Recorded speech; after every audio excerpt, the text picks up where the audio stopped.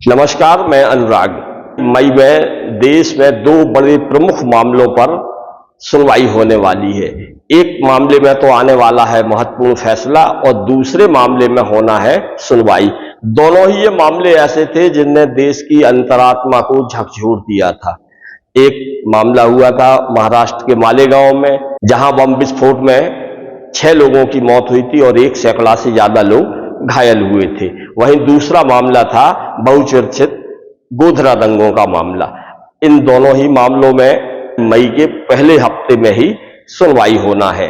वहीं Malegaon bomb blast का जहां फैसला आने वाला है, तो गोधरा दंगों के मामले में सुप्रीम कोर्ट इस मामले में क्या रुख अपनाती है, यह देखने वाली बात हुई। बात करते हैं मालेगांव बम ब्लास्ट की। वहां महाराष्ट्र के मालेगांव में हुए बम ब्लास्ट के मामले में एनआईए ने कोर्ट में 1500 पेजों की दलील पेश की है। मालेगांव बम ब्लास्ट मामला इसलिए भी चर्चित रहा है क्योंकि इसमें मुख्य आरोपी के तौर पर भोपाल की पूर्व सांसद प्रज्ञा सिंह को आरोपी बनाया गया है। अब इस मामले में न्यायालय प्रज्ञा सिंह को आजीवन कारावास देता है, फांसी की सजा सुनाता है या बरी करता है, यह 8 मई को साफ हो जाएगा। इस मामले में एनआईए ने कोर्ट में 1500 पेजों की चार्जशीट पेश कर प्रज्ञा सिंह को मौत की सजा देने की मांग की है। भोपाल की पूर्व सांसद प्रज्ञा ठाकुर पर धमाके की साजिश रचने के आरोप हैं। 8 मई को इस मामले में न्यायालय अपना अंतिम फैसला सुनाने जा रहा है। साल 2008 में मालेगांव में बम धमाके हुए। बम धमाके मामले में भोपाल से भाजपा की सांसद रही प्रज्ञा सिंह ठाकुर सहित 7 आरोपियों को एनआईए यानी नेशनल इन्वेस्टिगेशन एजेंसी ने मौत की सजा देने की मांग कोर्ट से की है। राष्ट्रीय जांच एजेंसी ने मुंबई के स्पेशल कोर्ट में 2008 के मालेगांव बम विस्फोट मामले में सभी 7 आरोपियों पर गैर कानूनी गतिविधि रोकथाम अधिनियम की धारा 16 के तहत मौत देने का बार बार अनुरोध किया है। एनआईए ने आखिरी दलील दायर की।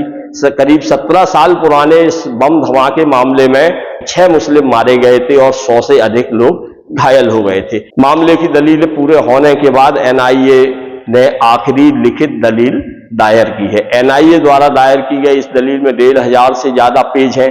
हालांकि कोर्ट ने अपना फैसला सुरक्षित रख लिया है। जज ए के लाहौटी 8 मई को अपना इस मामले में फैसला सुनाएंगे।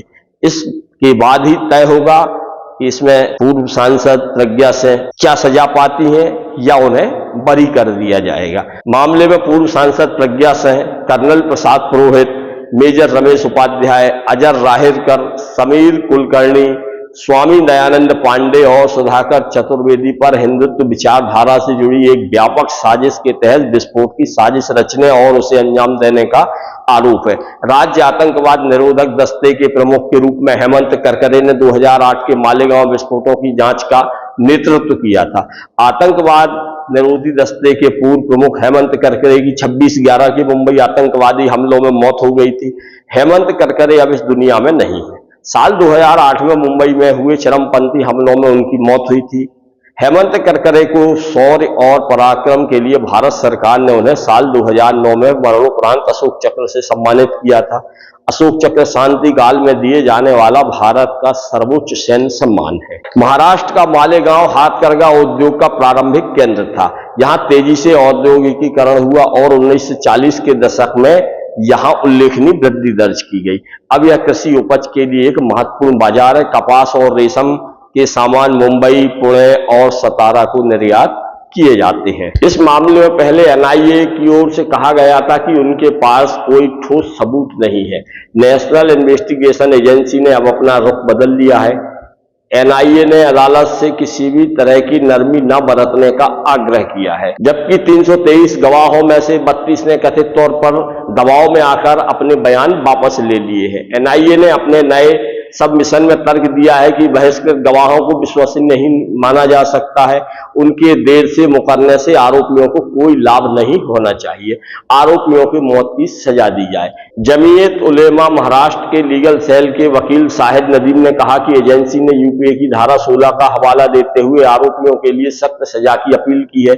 अगर किसी आतंकवादी गतिविधि के लिए परिणाम स्वरूप मौत होती है तो दोषी को मौत की सजा दी जा सकती है। जमीयत के सीनियर वकील शरीफ शेख ने भी प्रज्ञा सिंह के खिलाफ सबूतों की गंभीरता को दोहराते हुए कहा कि उन्होंने साजिशों की बैठक में हिस्सा लिया और उनकी मोटरसाइकिल LML फ्रीडम का इस्तेमाल बम लगाने के लिए किया गया।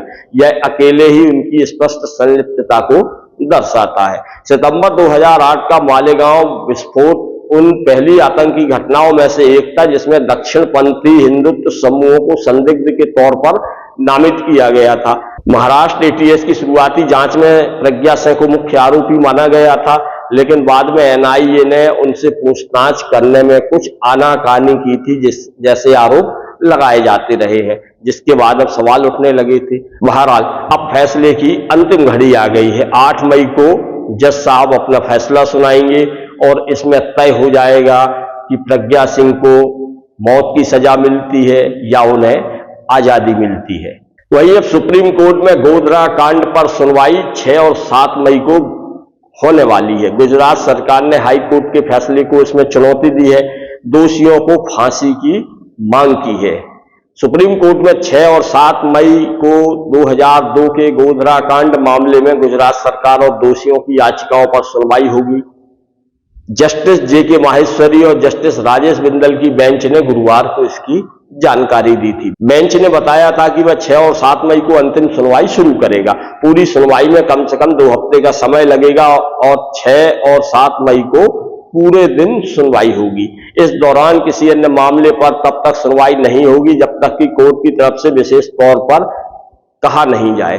बेंच ने दोषियों में से एक की ओर से पेश वकील संजय हेगड़े से 3 मई तक अपनी दलीलों को कोर्ट में जमा करने का निर्देश दिया है। दलील में दोषी पर लगे आरोपों की लिस्ट, निचली अदालतों के फैसले का ब्यौरा देना है। 27 फरवरी 2002 में गुजरात के गोधरा स्टेशन पर साबरमती एक्सप्रेस के S6 डिब्बे में आग लगा दी गई थी।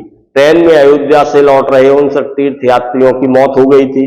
गुजरात सरकार ने इस मामले में 11 दोषियों को फांसी की सजा को उम्र कैद में बदलने के हाई कोर्ट के फैसले को चुनौती दी है। गोधरा कांड के बाद चले मुकदमों में करीब 9 साल बाद 31 लोगों को दोषी ठहराया गया है।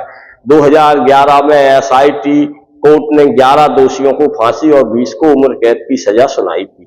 बाद में अक्टूबर 2017 में गुजरात हाई कोर्ट ने 11 दोषियों की फांसी की सजा को भी उम्र कैद में बदल दिया था। गुजरात हाई कोर्ट ने फैसले को चुनौती देते हुए सुप्रीम कोर्ट में अपील दायर की है।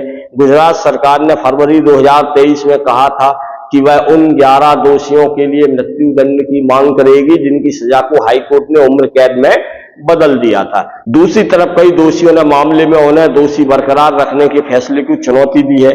दंगों में 1000 से ज्यादा लोग मारे गए थे।